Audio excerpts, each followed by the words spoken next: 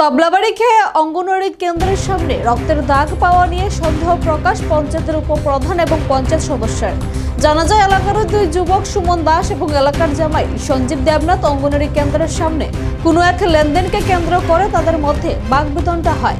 তারপর নাকি সুমন দাস নিজের হাতে কাচের বোতল দিয়ে আঘাত করে। কিন্তু সাংবাদিকদের ক্যামেরার মুখোমুখি হয়ে পঞ্চায়েত সদস্য এবং গ্রামের উপপ্রধান বিষয়টি নিয়ে সন্দেহহীন প্রকাশ করেন। তাদের বক্তব্য এর পেছনে অন্য কোনো রহস্য থাকতে পারে, কেননা এই দুই যুবকের এলাকার মধ্যে প্রতিচ্ছবি ভালো নয় বলেও জানান তারা। কেননা এলাকার পরিবেশ যাতে কলুষিত না হয় সদাই চেষ্টা চালিয়ে যাচ্ছেন সকলে মিলে।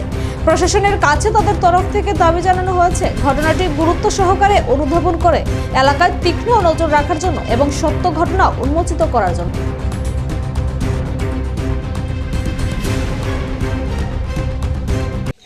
আমি দোকানতে আইসি প্রায় 10:15টার সময় আইসি পরে দা ভাই তুই বইয়ের এসে কত সময়তে বইয়ের পরে আমি কই না ভাত খামো।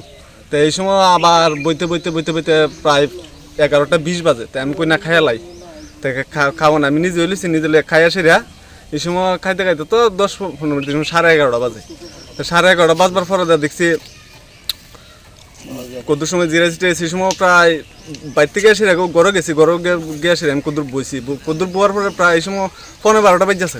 12:15 হঠাৎ করে দেখি কলের গুড়িতে একটা ঠাস করে শব্দ হয়েছে কাজ ভাঙ্গার। তাই আমি মনে আমি কই আমার ঘরের ফ্যামিলি কোথার সাথে কিনা আমি কই না, তো বাইরেতাম না।